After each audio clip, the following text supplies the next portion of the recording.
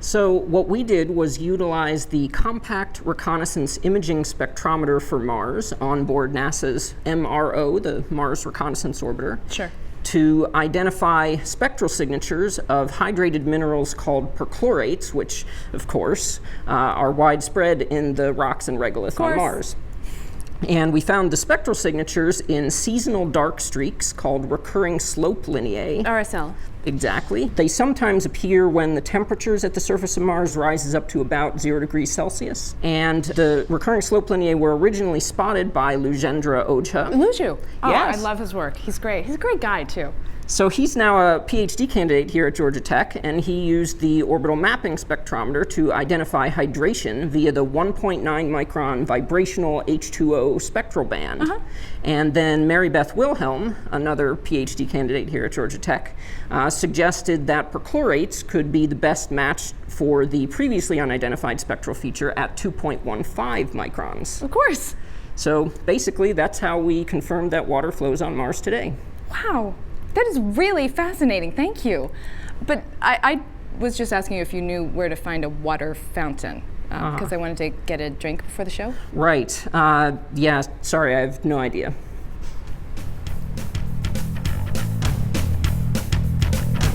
Live from the campus of the Georgia Institute of Technology, it's the 2016 Georgia Tech and Venture Prize. Join us as the nation's finest students unveil the future and compete to win $35,000 in prizes and patents. Please welcome your host, Emmy Award winner, Faith Salie.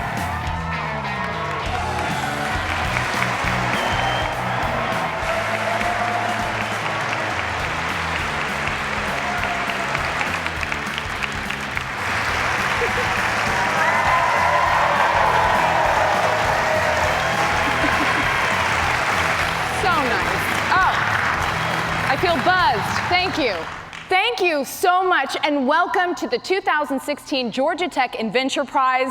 I am so thrilled to be hosting this competition for my 4th year in a row. And I know what you're thinking. I know that technically makes me a senior, but don't worry, I red-shirted my freshman year, so I'm still eligible to come back in 2017. And then, you know, there's always graduate degrees after that, right? The Georgia Tech Inventure Prize seems to get bigger every year. This year, we started with 537 students, which is the most entries we've ever had, and it really set the stage for an amazing pool of talent and some pretty incredible inventions. Tonight, you'll see our top 6 teams present their inventions to our judges and compete for our first place prize, our second place prize, and a People's Choice Award, for which everyone watching will be the judges. And for more information on the prizes, let's go to my fabulous co-host, Georgia Tech's own Bahara Azizi. Bahara? Thank you, Faith. It's nice to be back to celebrate another great year of student ingenuity. I know we have some teams who are eager to take the stage, but first let's talk about the prizes. The team that wins the first place prize will take home $20,000 to help finance their invention as it moves forward, as well as an entry into Georgia Tech's Flashpoint Accelerator program. The team that wins second place will earn $10,000, and both the first and second place teams will receive a patent to protect their inventions. The judges will determine who takes home first and second place, but it's you, our audience, and those of you at home who'll decide the winner of the People's Choice Award. That prize is worth $5,000 to the team who receives the most votes at the end of the night.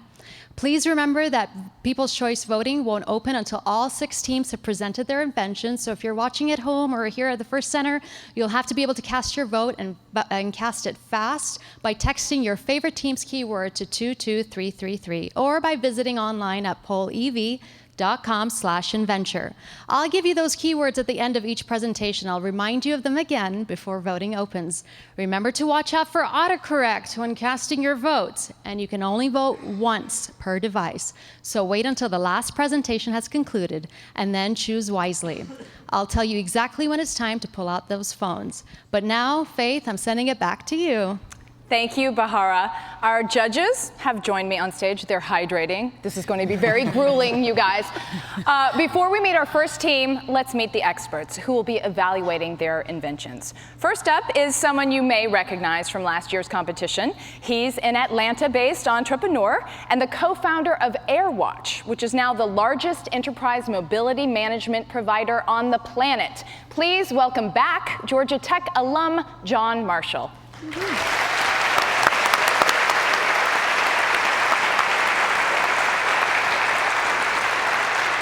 Also joining us on stage for her sophomore year is a Georgia Tech graduate with more than 20 years experience in the fields of media and technology.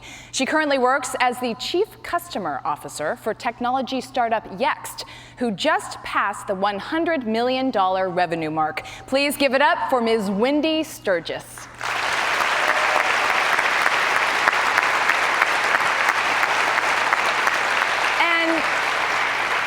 Finally, you don't have to be a rocket scientist to weigh in on this year's Inventure Prize, but it certainly doesn't hurt. Although he holds more than 100 patents, he's presently focused on advanced energy technology. But this is the best part. You probably know him best for the Super Soaker water gun. Please help me welcome Dr. Lonnie Johnson.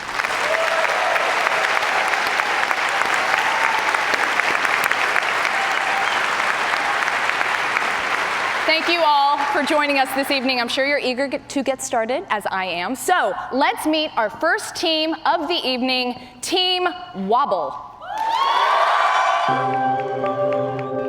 Hi, my name is Anna Gomez. I'm Haley Brown. I'm Matthew Devlin. And I'm Garrett Wallace, and we are Team Wobble. Concussions have risen to the forefront of sports media in recent years, which has led to collegiate and professional sports programs investing over $86 million in concussion recovery protocols. In the immediate aftermath of a concussion, the brain is in a highly vulnerable state when even a relatively small impact can cause permanent brain damage. Many people don't realize that balance is actually one of the main things that is affected even weeks after sustaining a concussion. Unfortunately, there isn't adequate technology right now to use balance to determine concussion recovery. So now more than ever, the world needs the wobble. Our hope is to use the momentum from winning the Inventure Prize to eventually get the wobble in every single locker room and keep athletes safe from further injury. This was a big concern for me when I was playing college football, so I want to hear more. Please put your hands together for Team Wobble.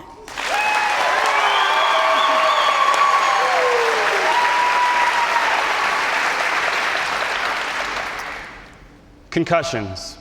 The NFL, Department of Defense, and even Hollywood have addressed the danger of concussions.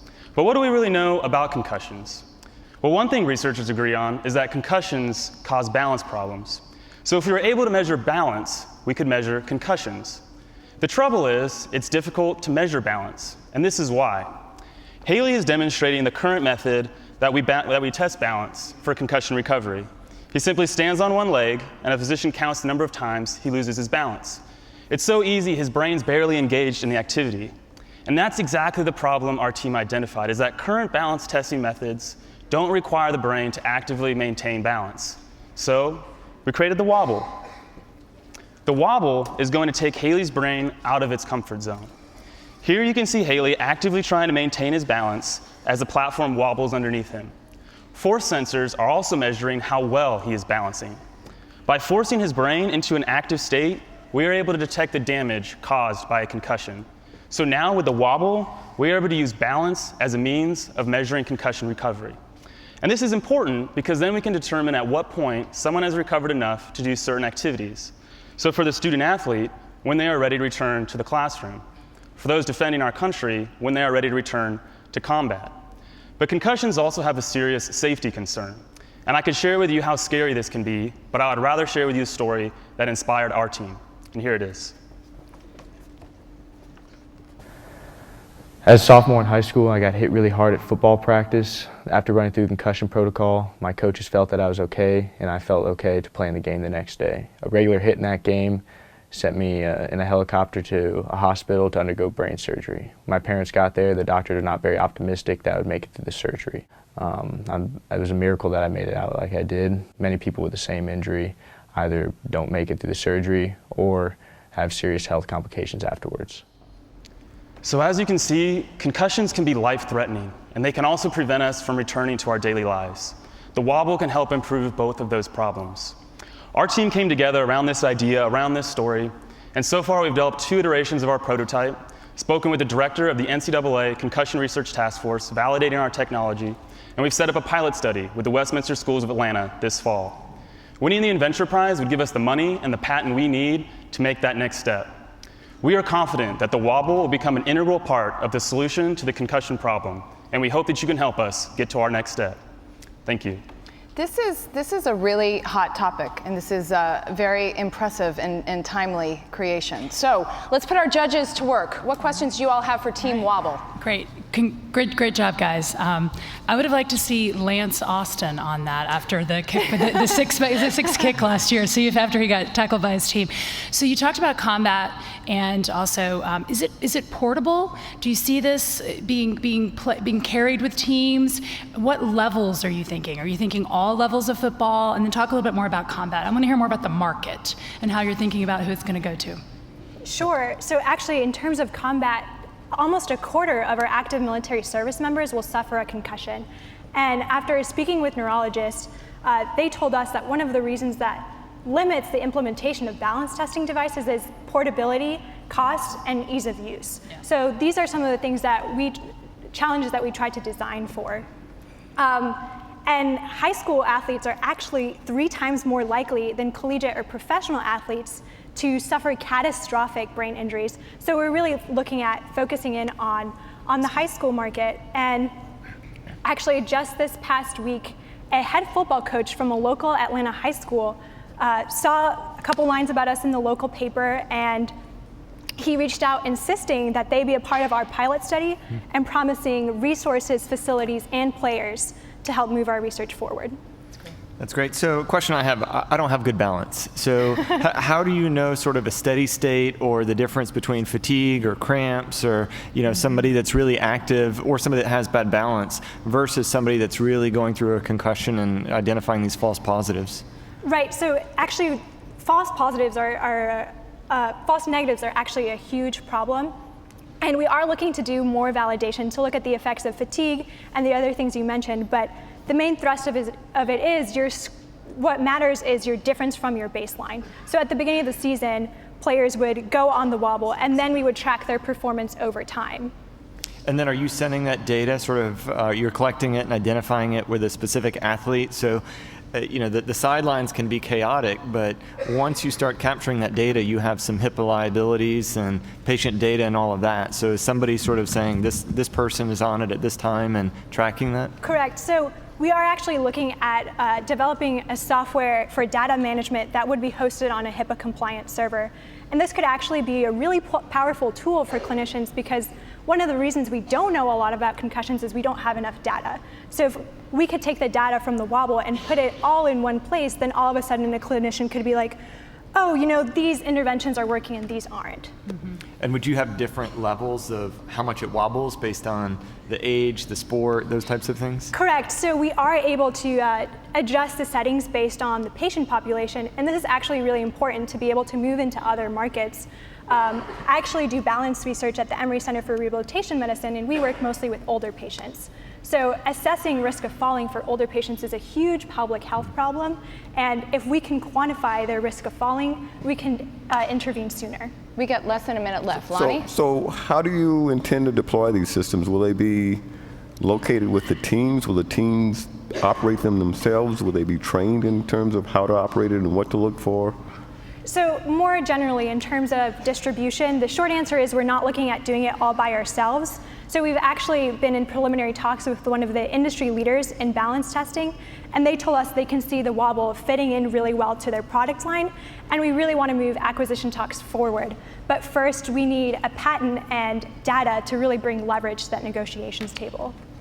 Congratulations, y'all. You are shaking up the world of balance testing. Thank you to Team Wobble. Thanks.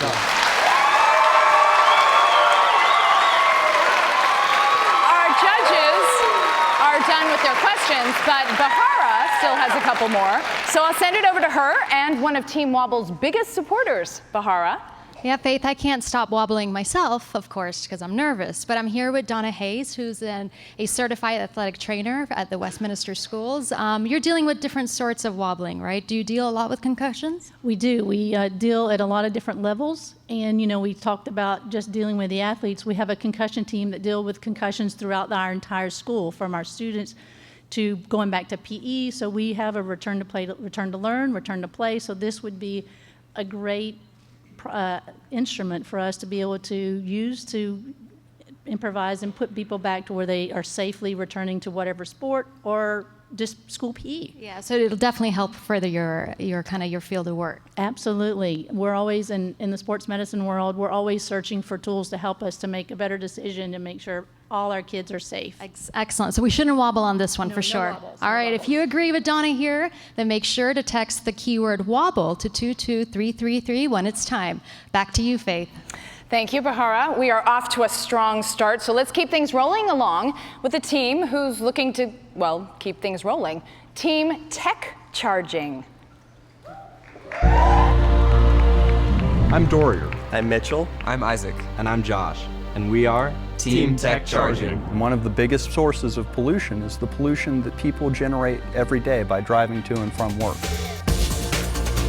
Electric vehicles can help solve this problem, but in order for that to happen, there needs to be a sufficient charging infrastructure in place. If you live in a city, you don't have a place in your space at your apartment or at work to charge your vehicle. Our team is made up of many disciplines, ranging from mechanical engineering to computer engineering and computer science. And one of the biggest advantages of that is being able to build on each other's ideas based on the backgrounds and different things we bring to the table. After speaking with over 100 property managers, we learned that the reason they don't install more electric vehicle chargers is due to the high cost of installation, specifically the back-end electrical infrastructure to support a network of chargers. And Tech Charging solves that problem.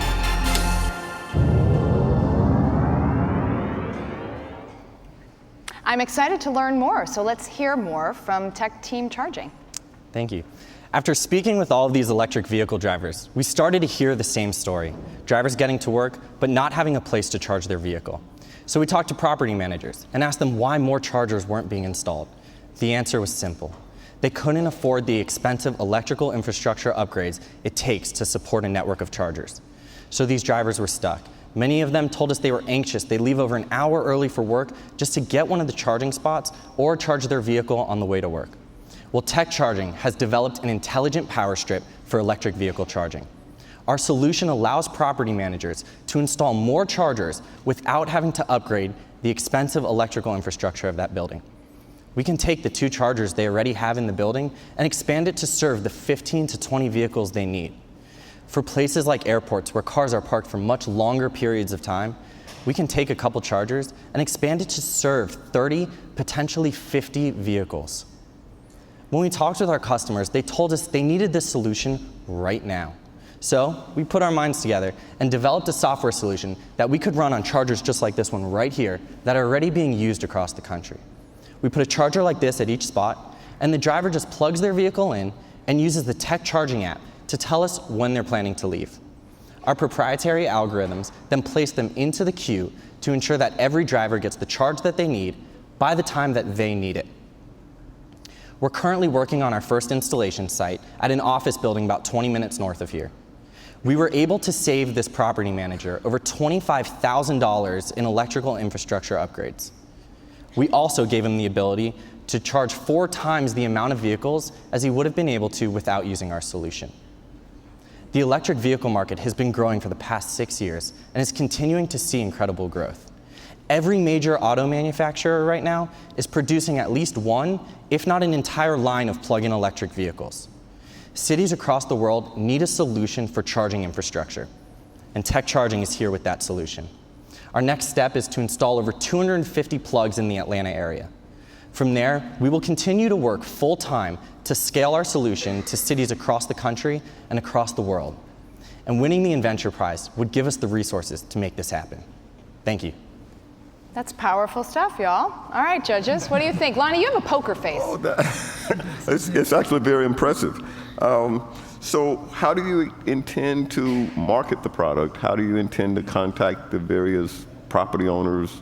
And that's one question. The next one is, how do you solve the net amount of energy that needs to be delivered? Because quite often the infrastructure is limited in terms of the amount of current that they can supply. So that's a wire size problem. I'll answer the first one.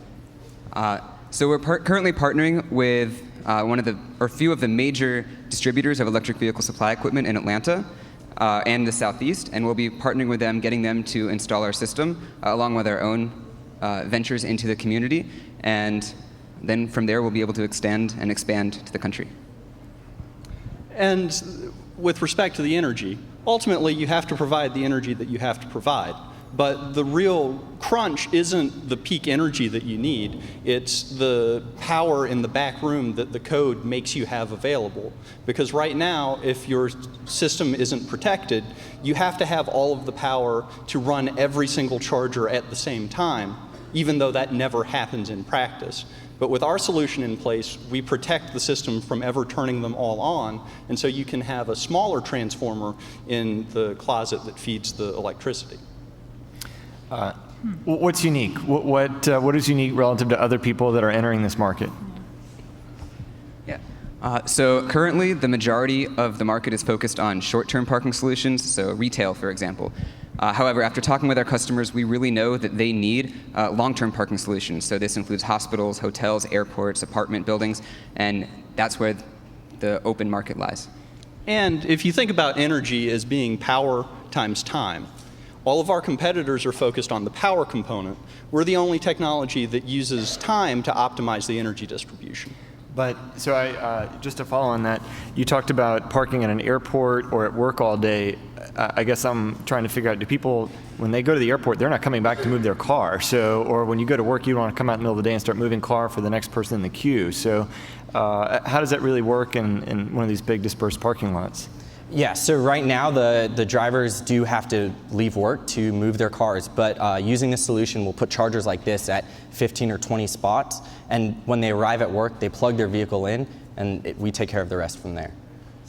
Is it essentially, you mentioned if they have 2 chargers they already have, then they can leverage this. So are you daisy chaining off other infrastructure? That they have to have that basic infrastructure then?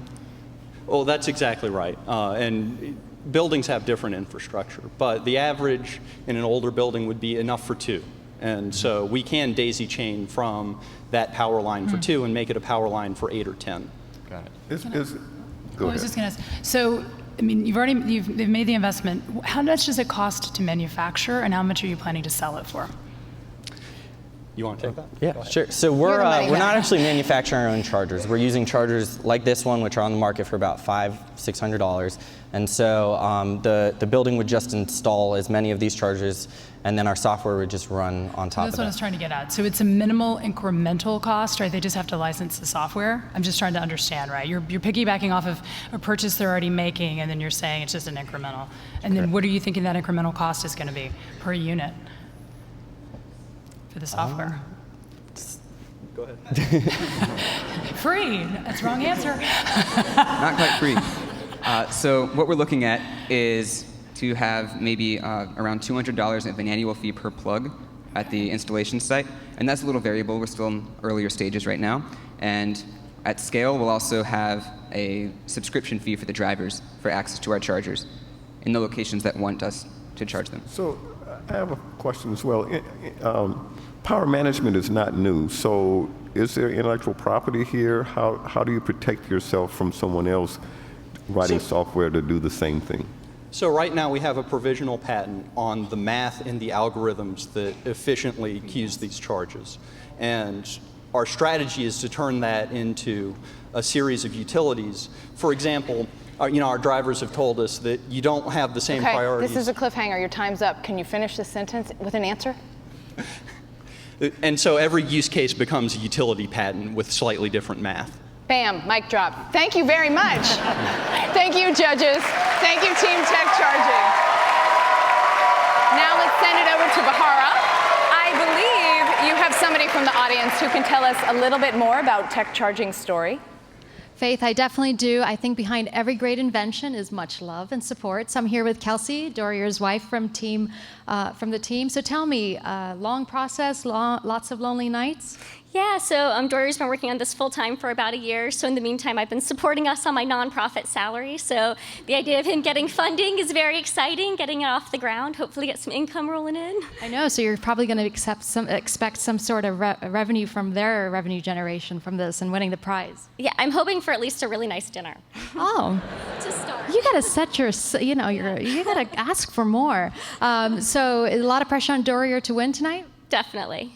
In the doghouse, huh? Definitely the doghouse. Oh, not good. So just for the sake of Dorier's marital status, I suggest we all vote for the team. So if you guys think that Team Tech Charging should win, then make sure to text the keyword Tech Charging to 22333. Faith, husbands, wives, issues here. Like I mentioned earlier, the Georgia Tech Inventure Prize is bigger than it's ever been this year. We have 6 great teams who will take the stage tonight, and each one of them had to work their way through an unprecedented level of competition to get here. As you can imagine, getting to this stage is hard work, and most people don't see everything that goes into it. So we thought we'd try to give you a quick glimpse of what competing in the Inventure Prize is like, with a piece we like to call The Road to the Inventure Prize.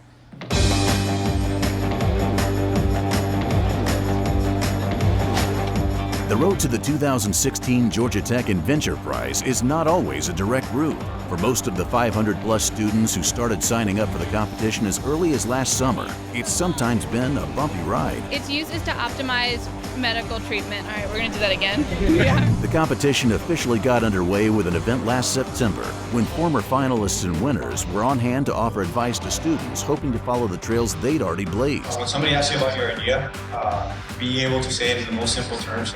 And at the December Capstone Design Expo, potential Inventure Prize candidates got an early chance to present their work alongside some of Georgia Tech's senior design teams. The project before you is the hand trainer. It is primarily targeted towards rehabilitation. Some inventions stood out from the pack and were awarded golden tickets. We would like to present to you this golden ticket, granting them a free pass into the semifinal round. But the rest of the teams had to battle their way through preliminaries. So this is the most ever students who've actually competed in the Inventure Prize. Here, students from a wide range of disciplines. I'm an info, media, computer science major. I'm an industrial design, mechanical engineering. Material science I'm an information technology management major. Brought an unprecedented level of competition. We're Team Replantable, and we've invented a way for people to grow produce right in their kitchen. Those who were able to advance to the semifinals found that the judges weren't pulling any punches. So who are going to be the early adopters of this technology? Your competition is Apple. Competition is one of the most valuable companies in the world. I mean, it's kind of a yes or no, or do you know? Maybe you don't know. While others had the judges whistling a happy tune. At the end of the day, 6 teams emerged, eager to prove that their inventions are ready to go the distance, leaving just one question: who will win the 2016 Georgia Tech Inventure Prize?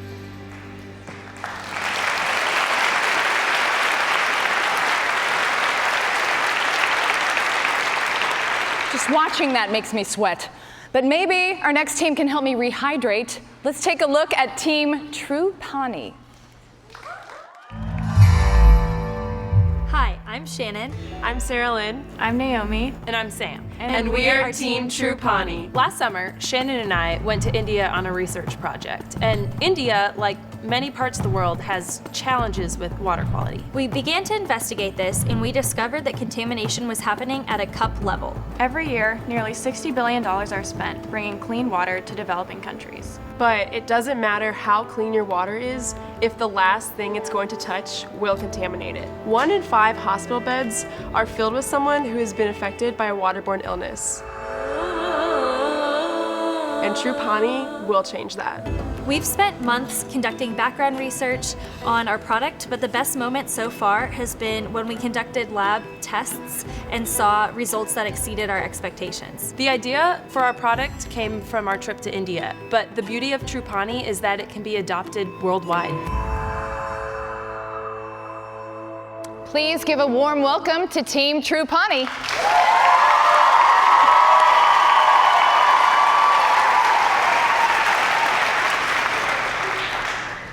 You are sitting in an auditorium on one of the most innovative and technologically advanced campuses in the world. But at the same time in India, a child is dying every 60 seconds from a waterborne illness. 88% of children who die from diarrheal diseases could have lived had they had improved sanitation within the home. Household hygiene and intermittent water supply are two crucial factors in drinking water quality. And here's why. In places like rural India, running water is not available 24/7. So families depend on water that they collect in storage containers like this one. Poor hygiene practices like animals in the home or people dipping their hands in to get a drink make this water a breeding ground for microbes. Last summer, Sam and I went to India, and we discovered that household cups contaminate sterile water. Judges, you could take your bottle of water right there, pour it into the cups these people are using, instantly drink it, and you have just ingested harmful amounts of E. coli.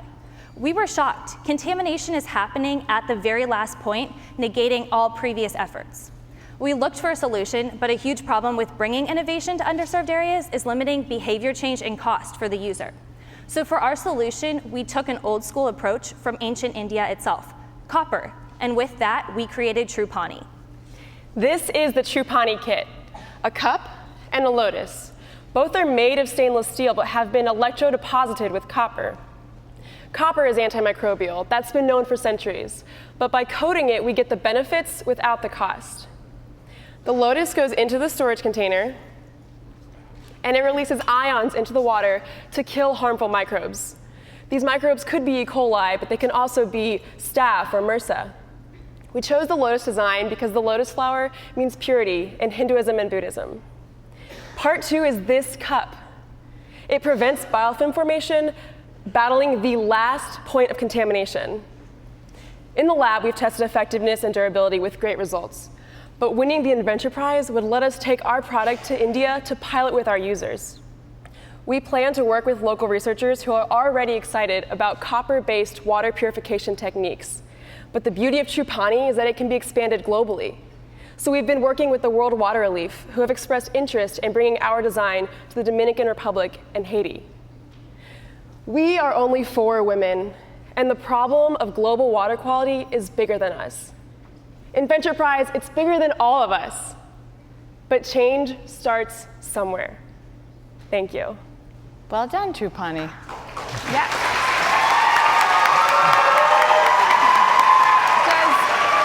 Does the word pani mean water? Yes, it means water in Hindi. Okay. My only other question is where I can buy one of those fetching tunics, so I think it's time to turn it to the judges who have more substantive questions. All right, so you talk about worldwide. What about Flint, Michigan? Will it solve that problem? Okay, go for it. In Flint, Michigan, it's obviously lead, and we're focused more on microbes in the water. So copper will target bacteria, viruses. The lead is a little bit of a different problem. And that really leads to my question, which is different parts of the world have different levels and types of contamination.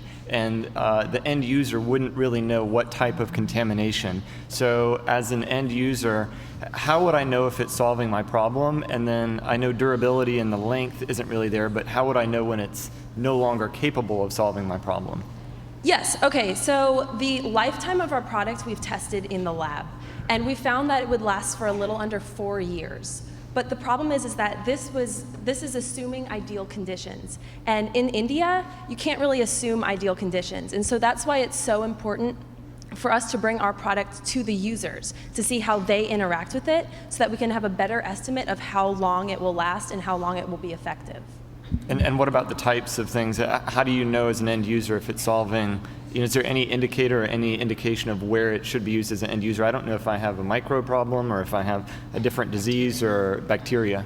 Yeah, so in the lab, we've been targeting E. coli. And E. coli is a fecal indicator. So when E. coli is present, it's safe to assume that there are a lot of other pathogens that are present in the water. As far as using the thing about our product is that the innovation is there. It can be expanded globally. So the lotus means purity in Hinduism and Buddhism, but maybe in Cambodia it doesn't have any cultural connotation. So designing it to fit the user is a big part of what we're trying to do. I can tell you guys have thought about design a lot, and I appreciate that. But talk to me about the competition. I mean, there are things like filtration straws, right? So tell me how you see this being adopted in a more acceptable way than those type of things. So filtration will clean your water, and that's great. But kind of like what we mentioned, if you have filtered water and you put it in a dirty cup, it's just going to become contaminated again. Straws, right? So that you could distribute the straws that actually purify the water. Straws are expensive. Things that work like our product. Our product is we're estimating about 77 cents, and Naomi can talk a little bit more about cost on that. But so it's a cost issue, and it's also that type of adoption. People aren't currently using straws, but they're currently using cups. Alternatives to our product would be a solid copper cup instead of just electroplating, but that doesn't deal with the storage container problem. And then there's other technologies out there where you just kind of drop something into your storage pot like we're doing with the Lotus. But with our estimates, we'd be able to treat about 16,000 liters of water, and the nearest competition can only treat about 1,800 liters of water. That's a good answer. So you're saying the cup and the Lotus is 77 cents? Yes. Okay. Tell me a little bit about. Oh, go ahead. We got 1 minute. Tell me a little bit about your business model. How do you succeed with this? Copper cups are not hard to make. So True Pawnee's social mission is as important to us as the success of our product. For that reason, we'll be structuring our venture as a social enterprise. A lot of people think when we first tell them about True Pawnee, that's awesome, and are you just going to be giving it away to people? We are actually going to be charging a price that our consumer can afford. And the reason we've decided to do this is because research shows that if you engage with your customer in the marketplace, they are more willing to use your product long term. Our customers are value-demanding consumers, just like you and I. So we'll be charging a price that's affordable. I can go into One last question. If you have a successful launch, what is your next step? If we have had a successful launch? If you have a successful launch of your product, what would be the next step? Well, the next step would be moving on from India, keeping people there to keep operations going well, and then moving on to work with the World Water Relief in Haiti and the Dominican Republic, scaling our product to help as many people as possible. Thank you, True Pawnee. Namaste. Now that the judges have finished with their questions, let's send it back to Bahara, who I believe is standing by to talk with one of True Pawnee's biggest fans. That's right, Faith. I'm here with Dr. Joe Brown, professor of civil and environmental engineering at Georgia Tech, who actually mentored and took the students to India, correct? Right, yeah. Like they said, the inspiration for this product came on a research trip to India, where we were studying rural infrastructure, rural water infrastructure and sanitation in rural India. And the name of the invention is quite unique. Do you know where it comes from? Not really. I think Pawnee means water, but no, this is their concept. So awesome, and it's so nice to see an all-women's team too at Georgia Tech. Students, women. It's a wonderful thing, and I got to put in a plug for environmental engineers. We're doing very well in attracting women to engineering, and I'm very proud of that. That is fantastic. So you must feel really proud as well. I mean, you're taking these students, you're opening their eyes to real-world problems. They're coming up with solutions to things that impact the lives of millions. Right. It's incredibly gratifying as a professor. I mean, clean water is one of the intractable global problems of our time, and so having really bright engineering students working on real problems that matter is really, it's what it's all about for me. I couldn't agree more. So if you agree as well at home, make sure to text the keyword True Pawnee to 22333 when it is time. I'm so inspired, Faith. Back to you. Okay, it's time for our next team to get in the hot seat. And fortunately for them, their invention is fireproof. See for yourself. Hi, I'm Tyler. And I'm Zach. And we are Team FireHUD. About a year ago, I was talking to a family friend who's a firefighter, and he was trying to tell me what it's like to be in a fire. He said it's hot, it's chaotic, and he can barely even see his hands in front of his eyes. And it got us thinking, this is a big problem that needed to be solved. Currently, there are about 1 million firefighters in the United States. These firefighters incur about 63,500 injuries per year. That's because firefighters lack critical information that would help keep them safer in fires. Information such as heart rate, external temperature, and internal temperature. We recently tested FireHUD with professional firefighters, and that gave us the data that we need to make FireHUD even better. Firefighters are first responders and everyday heroes that deserve the best equipment possible. And we're here to provide that. FireHUD. Protecting our protectors. Hi, I'm Tyler. Oh, sorry. You are eager. Yeah, Let's hear it for Team Fire Hug, who is very eager.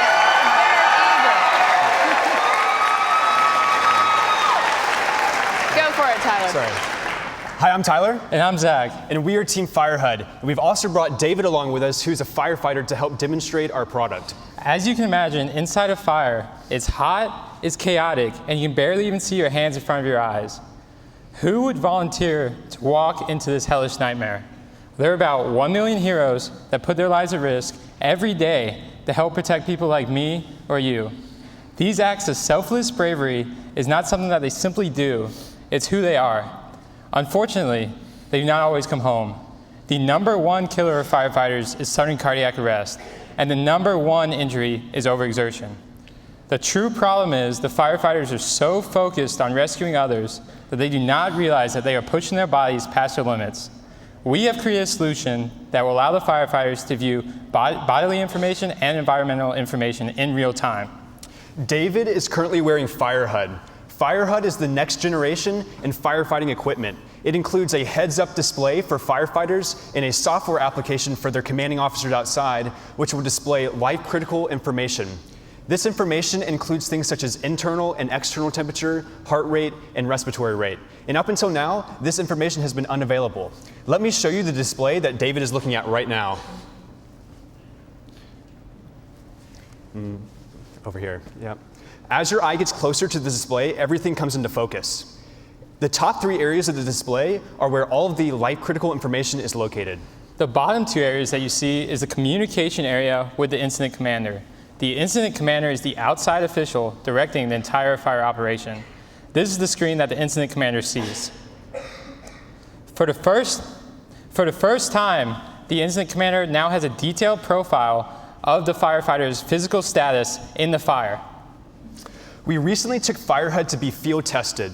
All of the firefighters at the test were extremely excited and eager to try it out.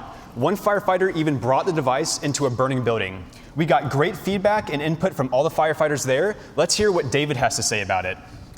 Knowing that cardiac arrest and overexertion is the #1 killer of firefighters, this technology here has great potential in making sure that we all get home to our families. Thanks, David. We currently have 45 letters of intent from firefighters who are eager to get their hands on Fire HUD. We are shooting for a price point of around $1,000, which would be a small incremental cost to the around $11,000 worth of air gear that they pay for now. We are also in talks with Scott Safety, who currently manufacture around 90% of the firefighting masks in the US, and we hope to integrate our product into their line of safety equipment. We've worked really hard on Fire HUD, and we've taken it to firefighters, and they're super excited about it, and we hope that you are too. Thank you. Thank you, Team Fire HUD.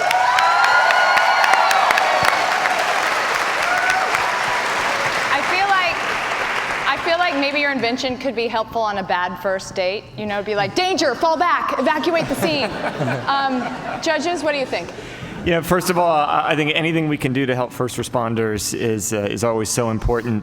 I guess one of the concerns I have looking at this right now is a little bit of the UI. I feel like it's a very intense situation, and even looking at speedometer on a car or something, it can be distractive. More color coding, sound cues. Have you thought about other ways? And is it distractive when you went through and tried to say, I'm fighting a fire? Are you able to really start looking at these metrics over here and make heads or tails of them? Yeah, that's a good question. We don't really expect the firefighters to pay really detailed attention to all the stats, but we're going to flash the display whenever something bad comes up, and that will alert them that something is wrong. And also the incident commander can call them and tell them that they need to cool down or take a break for a second to cool off and stay safer. And do you see this as something that really becomes more of a team-based? I mean, again, if it's not you, it's your colleague that's in the burning building with you. I think that's probably an area that are you thinking about, or do you tie it into more of a team-based, so you know if your colleague is stressed or injured or maybe needs assistance as well? Yeah, we would definitely try to alert the buddy of the firefighter to help the other one. Yeah. Like everything's on a network that's closed, so like we can alert other firefighters of what's going on with the other firefighters in the fire. So, okay. Is there GPS in it, or do you already have GPS technology so you know where the other firefighters are? Yeah, so that's a good question as well. GPS doesn't really. The fireman wants to answer. Go for it. I thought you were asking me. Okay, I'm sorry. I think that depends on the department whether or not they have that kind of technology. I don't think it's GPS, but we have protective emergency systems that we can activate That's what I ourselves. wondered. How much does it weigh? I mean, was it heavy? Was it light? It's no noticeable different than wearing it normally. So. Okay. Yeah, it weighs about just as much as a smartphone. What's so. your intellectual property status? And tell me a little bit about your business model. You said that you were in contact with manufacturers already or suppliers of equipment. Tell me a little bit about how that's going to work and how do you benefit from this? That's a good question. So currently we have a provisional patent on our device. There are other heads-up displays such as Google Glass and things like that, but nothing's really meant for a fire situation to go inside a firefighter mask and to withstand the heat. So we're very unique in that aspect, and we think we can protect ourselves in that regard. So what's your comlink? What technology are you using for communication? What? Oh, it's a radio? Yeah. Yes.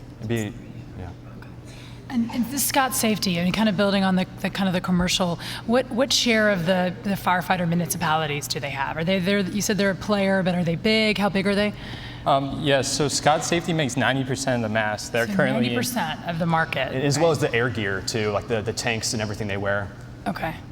That's good. And so your focus is really around the application of tying together all these sensors, bringing them into the masks, and that's really your piece. So would you really get in the middle of manufacturing this, or is it really more of linking this technology together? What's your play?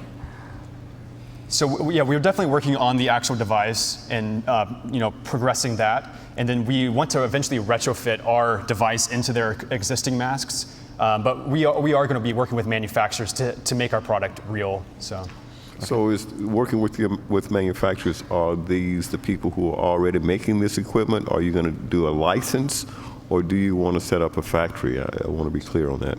So we're going to try and license it through Scott Safety. Yeah. And will it work on existing helmets, and you can retrofit everything that's out there today?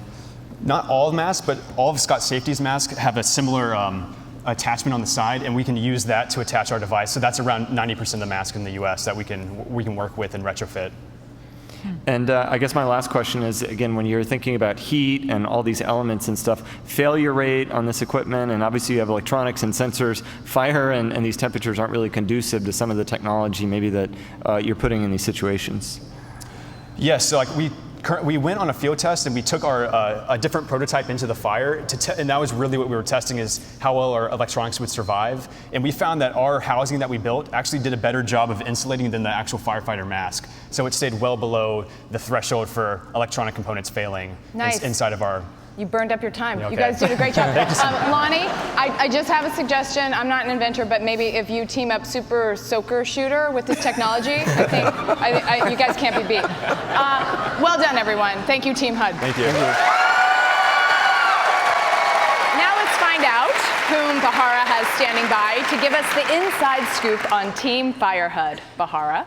Faith, look at this team. They have the coolest props. I mean, I look so cute. At least I think I do. Anyway, I'm here with Amanda Richardson, who's a wife of a firefighter. So Amanda, this invention must really hit close to home for you. What do you think of it? It does. As a nurse and the wife of a firefighter, accident prevention and safety are very important to us. And do you think that this invention will put your mind at ease at night, knowing that he's out there and is protected? Yes, I do think, I think this product is great because it does help with safety. Is going to save lives, and it's going to definitely make everything great. And especially that they protect us as well. Absolutely. Right? So I hate to ask this, I'm almost embarrassed, but I can't help but think of like firefighters and calendars. And so, is your husband hot? He is, yes. Well, that's good to know. All of a sudden, I'm kind of really hot myself. So anyway, Faith, I think if you want to vote for Team Fire HUD, then you got to text the keyword FireHUD, FIREHUD, to 22333 when it's time. Back to you. Bahara, I think you need your vitals checked just about now. And you do look very cute. Like I said earlier, this year's competition began with 537 students, and only the top 6 teams are represented here tonight.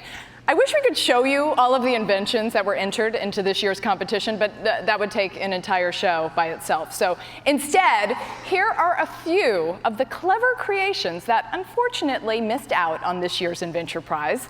It's a video we like to call Maybe Next Year.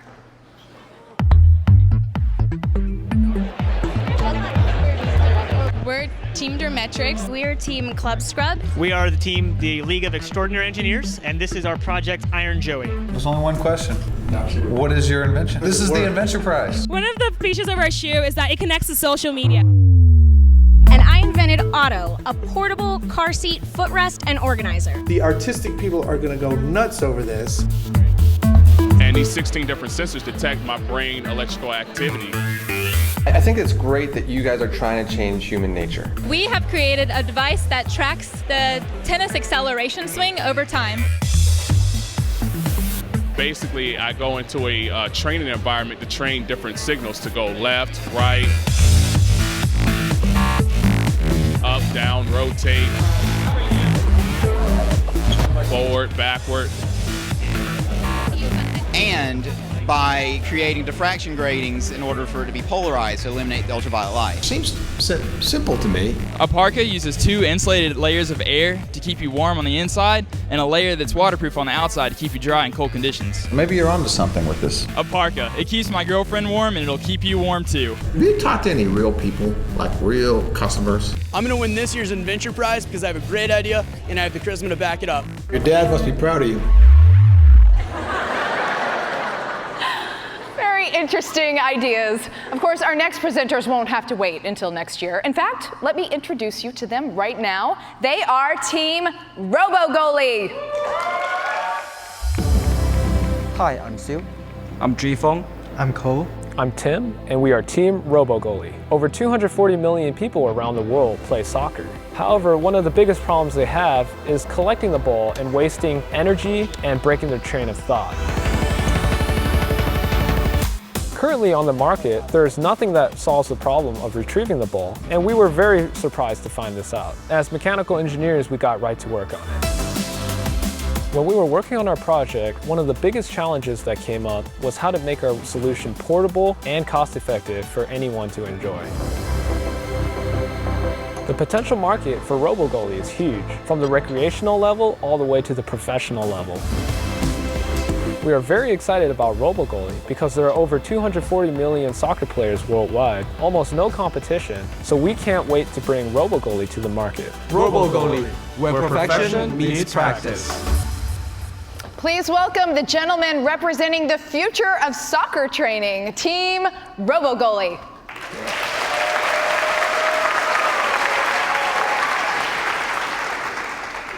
So how do people get good at soccer? How do millions of people get good at soccer? Practice, practice, practice. For soccer players and goalies who want to practice alone and maximize efficiency and focus their energy on maximizing their concentration, this RoboGoalie is the must-have.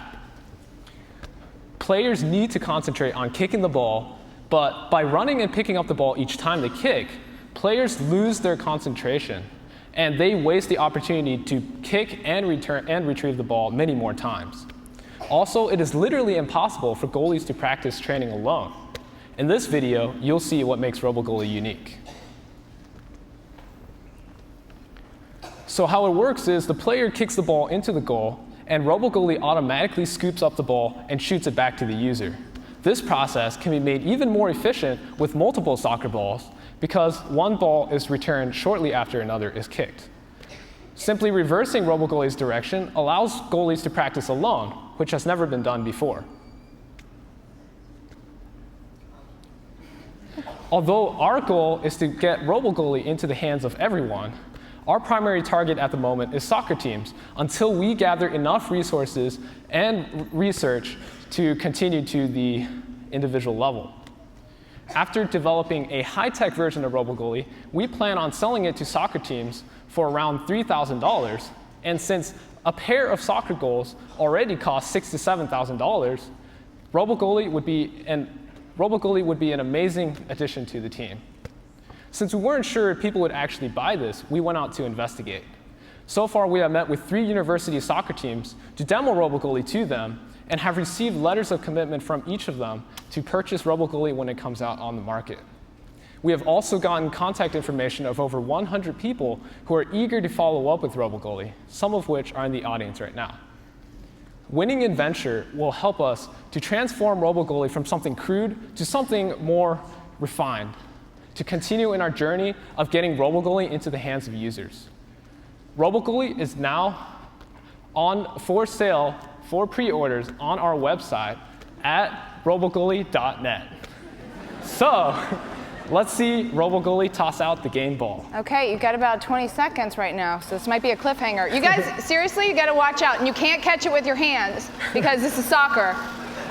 And if you get a concussion, we got Team Wobble to help you out. Whoa, nice. All right. Thank you, Team RoboGoalie. By the way, you called that machine crude, and I think it's adorable. Judges, what do you think? Well, I have one question. What's the market size, and how much money do you expect to make? So currently, there are 150,000 clubs around the world, and that's not including soccer teams for schools. So that is an incredibly large market. There are over 240 million people playing soccer. So if we plan on selling this model for around $3,000, then that equates to around 450 million. John. So technology like this can be great out of the box for a couple of days, but what happens a week or 2 weeks or 3 weeks or a month? Do you really see that there's carry effect where people will continue to use this? So one thing about soccer is that soccer players continue to practice. It's almost like a lifelong sport or exercise. So players would buy this, and especially right now we're focusing on soccer teams, so teams just always keep getting new players, new members, and it's always a useful tool for them. I think the challenge focusing on the team for me, though, is generally with the team means you have lots of people. And in a college environment, you have the JV-ish, that want to go retrieve balls and help you practice. How does that really work in a team environment where you have lots of people that are always around? It's not a one-on-one necessarily. Yeah, so for teams, it is extremely useful for a lot of times teams have a problem where assistant coaches and goalies are not being put to use. So instead, they're running and picking up the ball. So in order to maximize their training, RoboGoalie could be used to retrieve the balls for the team and maybe send over a ball for an assist or crosses. $3,000, I mean, it does sound heavy. I mean, do you have ideas on how you could lower the cost? I mean, do you have like a clear roadmap? Because it does seem like a high purchase price, you know? So the $3,000 is more or less an average of what we would sell to teams. Right now, what you see here is actually the base configuration of what we would sell. So that would be a lot less, maybe around $2,000. So we could add features for teams to choose, much like picking toppings for pizza. So like remote control, body tracking, and programmable practice patterns. So you can add a lot of things with this, and it could be, the cost would obviously go up a little bit. Just one other quick question. How do these teams normally, I mean, how are you going to get to them? I mean, you got 3 letters of contempt, but how do you target them? How are you going to sell to them? Not contempt, intent. Intent, sorry. I'm an engineer, what do you want? So right now we are doing it on more or less on a one-on-one basis. So we're going out to teams, reaching out to them personally, and demoing RoboGoalie to them. And that's how we get the personal connection. Until we gain enough marketing, get our idea out there to get it more widespread. And from there, people just want to come to us. And then we'll sell it online and like on Amazon or on our website. And my last question, first of all, I think it's amazing engineering, so congratulations on that. I mean, I'm very impressed with that. Durability, does it get caught in the net? You know, soccer fields have lumps, and it's got little wheels. I'm sure it's a prototype, but how have you thought about really making it when it gets nailed with a shot and it turns on the side, or how have you thought about durability? So if this thing gets nailed with a shot, it's not going anywhere. But for the actual design, yes.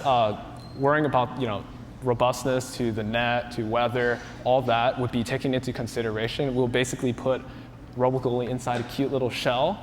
So imagine a little turtle Roomba for soccer that gives it back to you. So that would be less of a concern for the actual product. How long does it last on a charge? I assume you're using rechargeable batteries. You get 10 yes. seconds. This model right now runs for 3 hours continuously, but in the actual product it would be a lot lighter, so you can expect more out of it. Thank you. I'm sorry, I got to be the referee, Lonnie. I'm sorry, I got to call time. Thank you, Team RoboGoalie. And thank you, judges. Now let's check in again with Bahara. Bahara, whom do you have with you from Team RoboGoalie? Faith, I'm here with Timothy's brother, Titus Wu, from Team RoboGoalie. So, Tim, a great soccer player? He's amazing at it. And you? Not so much. I kind of suck. Yeah. Like you really suck, or you're just saying that? Really suck. Really? Okay. Well, I mean, at least he's getting out there and doing his thing. So tell me, this robot seems quite dangerous. Were there any mishaps when they were perfecting this invention? It's funny that you should say that. The RoboGoalie is a real catcher. We were out on a soccer field, and there was a busy road nearby. And they were doing their testing and everything. All of a sudden, noticed, hey, the traffic's a little bit congested. What's going on over there? So they look up and they see kids, looking through the window, poking, just like, hey, look at that robot, Mom. And it turns out people just forgot about the stoplight. So. Well, so they are causing mishaps then. You could say that, yes. And inspiring kids, I guess. Yeah, the kids really loved it. Some people came down and they were like, oh, could I play with it? Could I see it in action? And they were just, having a blast. So are you inspired to become an inventor yourself? I am. I'm here making computer software, and he's here, making robots. So what can I say? Inventor next year? Maybe. Well, Titus will be back competing with Tim next year's Inventure. So if you also think that Team RoboGoalie should win the People's Choice Award, make sure to text RoboGoalie to 22333. Back to you, Faith. Okay, I believe our final team is warmed up and ready to take the stage. So let me introduce you to Team Fret Wizard. Hi, I'm Molly Ritz. And I'm Ali Abid, and we are Team Fret Wizard. Countless people around the world want to learn how to play guitar, but there are a lot of difficulties and barriers that prevent them from doing so. If you're a beginner musician, someone who's never played guitar before, and you want to learn a song, you're going to Google how to play the song, and what you'll find is a guitar tab website. And to someone who's never played the guitar tabs are basically just lines and numbers, which is really hard to decipher. Finding a private tutor is difficult and expensive. Fret Wizard solves this problem. One of the biggest obstacles we overcame in the creation of Fret Wizard was making this extremely complicated algorithm feel like a personal guitar tutor. Once we solved this problem, we knew we had a product that was ready for the world. Okay, I'm certainly ready to hear more. Please welcome Team Fret Wizard.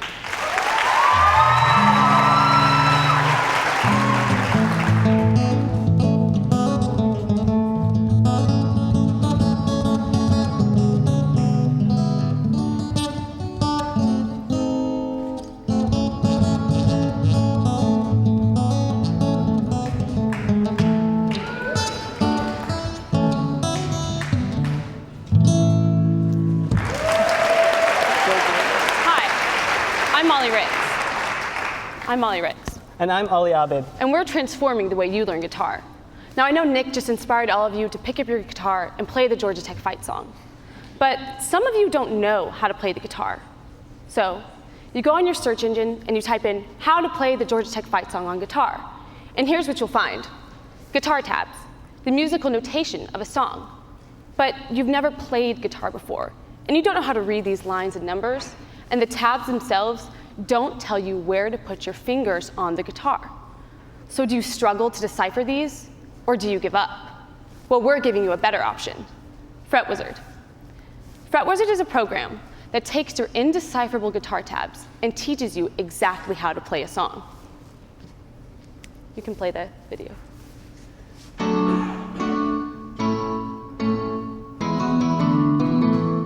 Fret Wizard can even talk to you. Use your index finger to bar from the 3rd string to the 1st string on 2nd fret. Place your middle finger on the 2nd string at the 3rd fret. When playing guitar, the most important thing is to know where you're supposed to put your fingers. As a guitar teacher, I'd often find my students struggling for this exact reason. Tabs don't tell you where to place your fingers. So I'd often find my students giving up on reading tabs because they don't have this information, and this was a problem. Well, FretWizard is our solution. FretWizard uses artificial intelligence to study a tab and figure out all the finger positions needed to play a song. We are the only guitar app that does this. Once FretWizard has this information, it displays it in a very intuitive interface so that anyone can pick up a guitar and follow along. With FretWizard, I saw a huge improvement in the playing abilities of my students. And you can see this improvement for yourself right now because FretWizard is live at fretwizard.com. Currently, we are negotiating with one of the largest music publishers in the United States for access to tens of thousands of songs, and we need your help to seal this deal. Help us teach the world how to play guitar with FretWizard, the professional guitar teacher right at your fingertips. Nice. Thank you, FretWizard. The best part is you guys totally got Keith Richards to do the RoboWizard voice. I love that. All right, judges, I'd love to hear your questions, and please form them in as a song. Please, sing. Sing your question. Well, I tried to learn how to play the guitar, and I was not successful. So I do understand the problem. Tell me a little bit about the competition. There are apps out there. I mean, you talked a little bit, but help me to understand, how this is different, because there's a pretty big ecosystem. So the main resources that are available are guitar tabs and also YouTube tutorials. Yeah. The thing with guitar tabs is that they don't tell you where to put your fingers on the guitar, and FretWizard really takes the guesswork out of that. I mean, a tab website gets about 15 million views a day, and it is just lines and numbers. So this is basically a huge step up from that. Okay. Have you sold any yet commercially? So we're going with a freemium model where anyone can go online and use it, and we have premium features. So currently we're building up our user base, and we're not worrying about the money until we have that user base, because we're confident people will start paying for it. How many active users? Yeah. Right.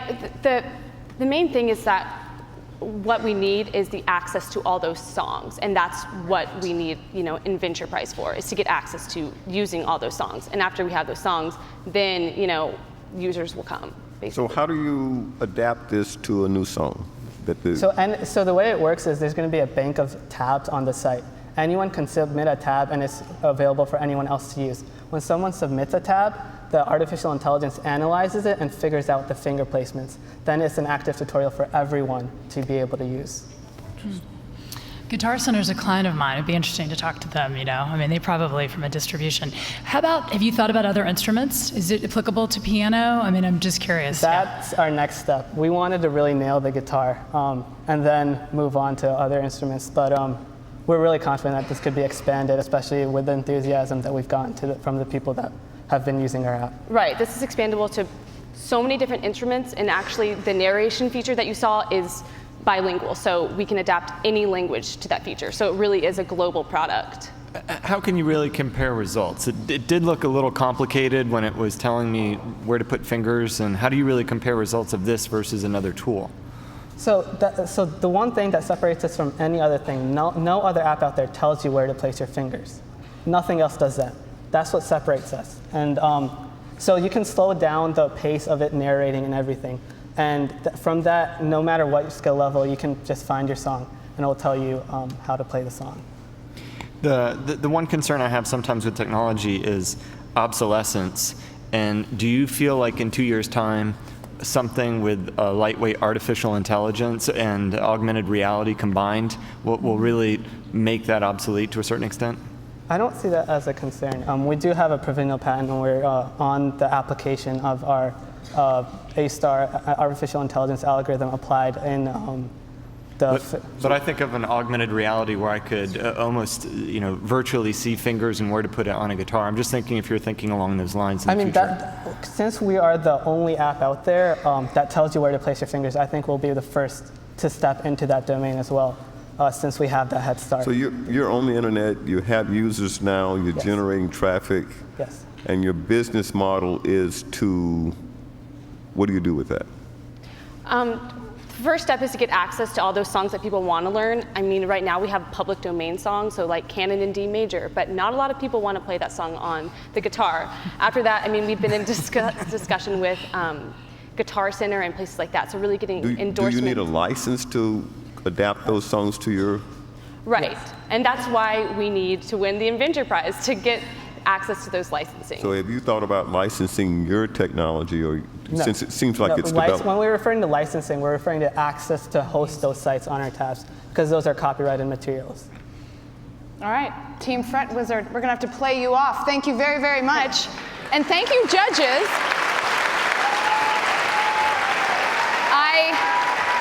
I do not envy your task. Now is the time I have to invite you to disappear backstage and answer the toughest question of the evening. Who's going home with tonight's top prize? Godspeed. Not to mention second place, so we'll let you begin your deliberations. But our judges aren't the only ones with a difficult decision to make. Remember, our People's Choice Award is also up for grabs tonight. So keep your phones handy and your ears open so you know when to vote, because it's almost time. But before you do that, the crowd is buzzing. Oh, that's a bad pun to make at Georgia Tech. I didn't even see that coming, sorry. Before you do that, I'll send it once more to Bahara, who's standing by with a special guest from Team Fret Wizard. Bahara, whom do you have? Faith, I'm here with Molly's brother, Ryan, who is here. Obviously, no fretting tonight, right? No fretting tonight. Okay, so a big supporter of Molly? Big supporter of Molly and Ollie. We're very proud of them. So where do you think she got her inspiration from? I think just to do things like this, do big things, she had to stand out because she's one of 11. 11? Yeah, 11 siblings. So 11 siblings? Yep. So we needed her to make a big splash to get attention, and that's what she's doing. Well, your parents must have been really busy with 11 siblings. I mean, are you all inventors? Some of you? No, we're not all inventors. We're closer to the Von Trapps, a lot of musical people, but there's, big into Legos, things like that. So we'll see what happens with the rest of them. So you can sing like Sound of Music? Oh yeah, we do that a lot. Oh my God, we'll have to do that during the break. So definitely they should win tonight, though. Absolutely. Okay. Let's go. We'll have to try out your voice as well. So if you agree here with Ryan and you think that Fret Wizard should win, the keyword is Fret Wizard to 22333. I'm happy to say that our last team has made their presentation, and it's time to open up the voting for the People's Choice Award. To vote, text the keyword associated with your favorite team to 22333. And remember, the winner of the People's Choice Award will take $5,000 and some serious bragging rights. So choose wisely. Here are those keywords again in case you forgot. To vote for Team Wobble to win the award, text Wobble to 22333. For Tech Charging, the Tech Charging team, text Tech Charging, TEQ Charging, no spaces, to 22333. If you think that Team Trupani is the team to win it, make sure to text TRUEPANY to the same number. If you feel it's really hot in here and FireHUD is your favorite team, then make sure to text FireHUD, FIREHUD, to 22333. If you got a kick out of Team RoboGoalie, text RoboGoalie to that same number. And if you think that Fret Wizard should win the award, then make sure to text Fret Wizard, FRET Wizard, to 22333. Remember, you can also vote online at pollev.com/inventure. Watch out for autocorrect when you're typing in those keywords. The names must appear exactly as they do on the screen, or your vote will not register. And remember, you can only vote once per device. Voting is open now, not for long, so get out those cell phones, laptops, give your favorite team a chance to win the People's Choice Award this year, and we'll have the results shortly. Faith? Thanks, Bahara. Just to be sure, Trupani is P-A-N-I, not P-A-N-Y at the end. You guys, this is 2016. Your vote matters this year. We need to make the Inventure Prize great again. The Inventure Prize isn't only about the students at Georgia Tech, it's also about inspiring a new generation of inventors. So Georgia Tech's K-12 Inventor Challenge was created to reach out to kindergarten through 12th graders and ask them to think critically. And I believe Bahara has done an amazingly quick turnaround and is now standing by with some people who have even more to say about that. Bahara? That's right, Faith. I'm here with two participants of the K-12 Inventure Challenge, educator Nancy Ernstes and Brianna, a participant. So Nancy, as an educator, you have the youngest participants, elementary school students. Yes. So what's that like for you as an educator? Well, the kids are in charge of their learning from the get-go with Inventure, so they use their curiosity to identify the problem and then their creativity to develop a device. And in the end, they're just so passionate about the outcome because it's their baby from the get-go. So very exciting. I can only imagine. What do you think the kids take home from this experience? There's a lot of lessons, but I think the biggest one is learning to work as a team. Yeah. That collaboration piece, because there's so many requirements and deadlines within venture that they really have to tap into each other's strengths to get everything done on time. So that art of collaboration is just a lifelong skill that I think they'll take with them. I mean, they're learning things that they'll use for the rest of their lives, and it's really important. And now we go full circle to Brianna, who's actually a participant. What was your invention? Me and my partner made an app that's a student learning tool, so students can learn in and outside the classroom while still having teachers get feedback from them. And so do they use it? I mean, has your app been used in your schools or other schools? Well, currently we went through all our teachers and see if they would use the app anyway. Yeah. And we already have teachers willing to take students out to try our app in the classroom. That's fantastic. I mean, you should be really proud of yourself. As a senior, you're solving real world problems. I mean, don't you feel really proud about this?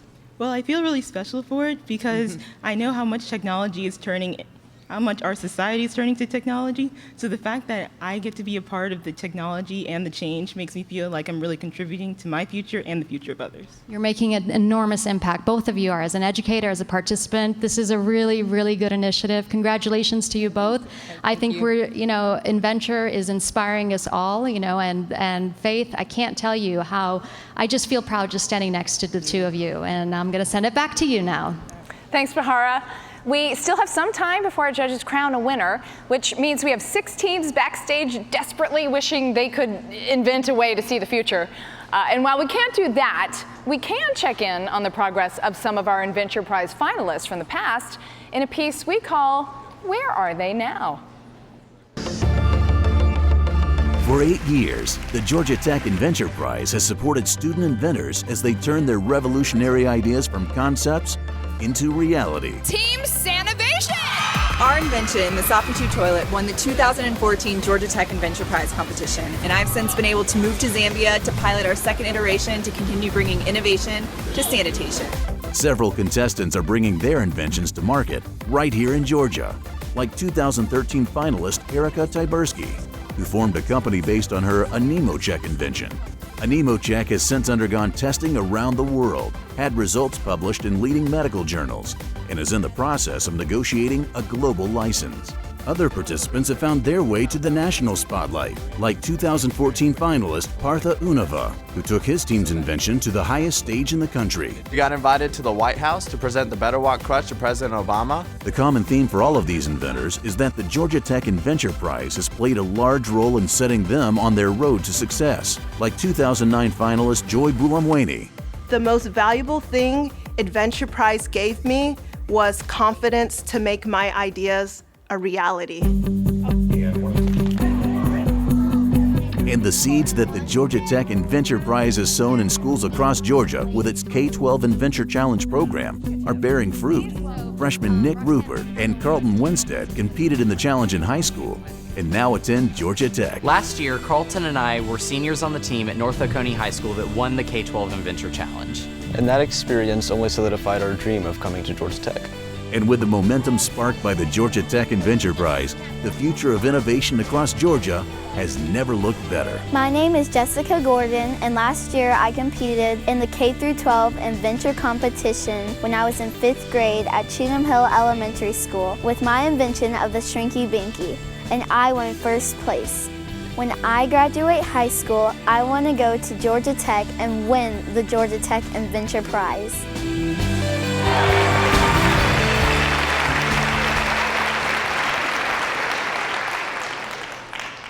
I think we might have seen a couple of past K-12 winners right there. Our judges are still deliberating, which means our polls are still open for you to vote on this year's People's Choice Award. So if you haven't voted already, please do so now before it's too late. And Bahara is now backstage with our finalists. Man, she moves fast. So let's check in with her and find out how the teams are doing. How are they holding up, Bahara? Thanks, Faith. They're holding up, I guess, pretty well. I mean, there's all smiles here around. I'm hot and tired and wobbling too, so all together. But I have to say, I want to ask them some questions. So tell me, what was it like in front of the judges? Nerve-wracking, for sure. And if you win, what are you going to do with the money? Hang out with our new friends. So you're going to share the winnings? Maybe just dinner. I don't know. Well, at least it's something, right? And what about me? You should invite me too. Yeah? Okay, cool. I feel loved. Besides your own invention, what other invention did you think was really cool tonight? You know what? Not only were all these inventions really cool, everyone has the potential to become a real business. And Georgia Tech has a lot to be proud of tonight. Did you rehearse that answer? Perhaps. Well, that was a good answer. Very diplomatic, very diplomatic. And you, kiddos, are you guys having fun? Yes. Yeah? So you were participating in the K-12 Inventor Challenge? Yes, ma'am. Well, I'm really proud of you guys. So does it make you feel kind of, the competition starts young now? So are you proud of this, proud of Inventor starting at such a young age? Oh, I definitely am. I think it's a great opportunity for the K-12 students to be able to compete.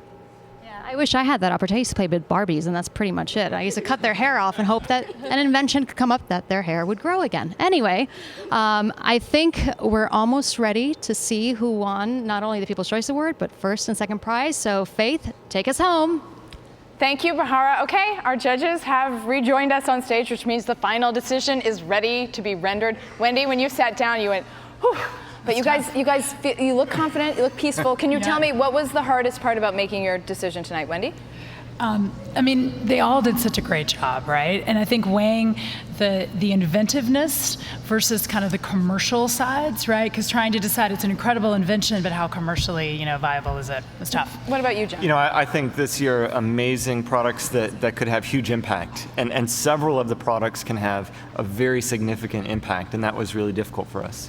Lonnie, the man of 100 patents, what do you say? What was hard for you? Well, I think they could all be very successful, and it really is up to the inventors to persevere and make sure they bring their dreams to reality. Did you guys have to argue a lot, debate a little, lot? Yeah, a little bit. That's good. That means it's a good competition, right? Yeah. Any arm wrestling? No? No, Okay. I didn't get to that.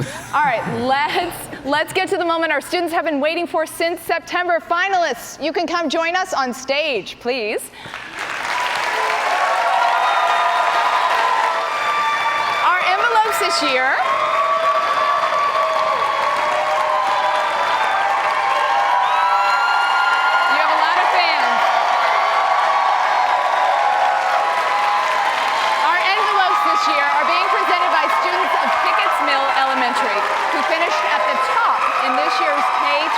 Inventor Challenge. Congratulations. All right. So, are we ready? Is everybody ready?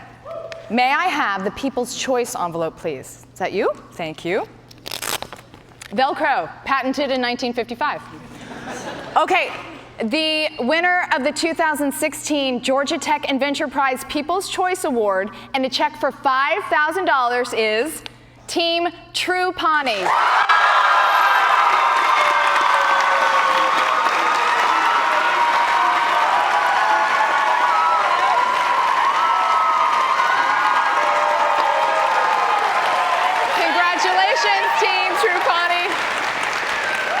Thank you. And now it's time to announce our second place winner. The recipient of this award will not only get assistance in securing a patent, but will also take home $10,000 to help take their invention to the next level. And the runner-up for the 2016 Georgia Tech Inventor Prize is Team Wobble.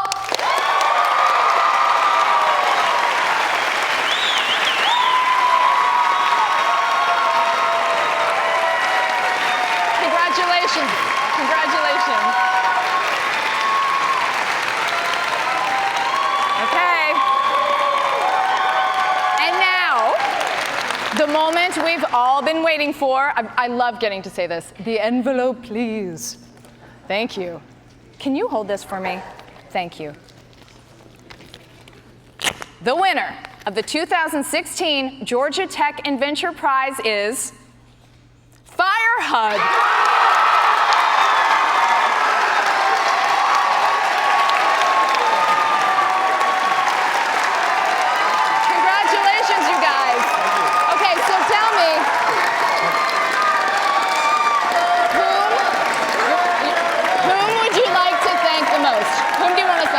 Definitely our mentor, Dr. Body, for inspiring us to keep going with our project. And whom would you like to thank the most? I'd probably like to thank my family first. You guys have been really supportive throughout the whole thing. And then our friends we've been practicing pitching in front of, they've been really helpful. the whole time. So yeah. Congratulations, you guys. That wraps it up for the 2016 Georgia Tech Adventure Prize. Congratulations to Team Supani, Team Wobble, and Team Fire HUD, as well as all tonight's finalists. Thank you, Bahara, our judges, our sponsors, and the wonderful people at Georgia Tech who put this competition together every year. And of course, thanks to everyone who watched and voted at home. I'm Faith Saley, and that's our show. Don't forget the ACC Adventure Prize is exactly 3 weeks away, Wednesday, April 6th at 8 p.m. right here in GPB. All 15 ACC schools will compete. You don't want to miss it. And remember, necessity may be the mother of invention, but Georgia Tech is your daddy. Good night.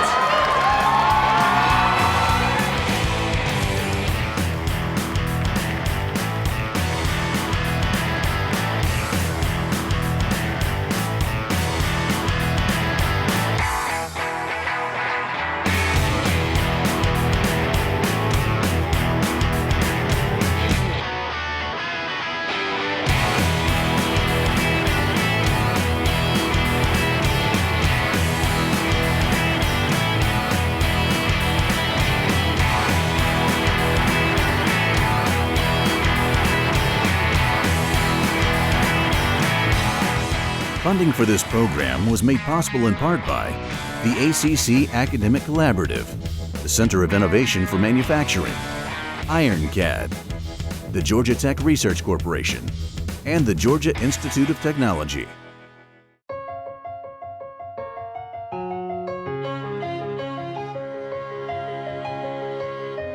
At Georgia Tech, we know the road to innovation isn't easy. We know that finding the next solution, the next cure, the next answer takes persistence, hard work, tenacity, and a little help from your friends.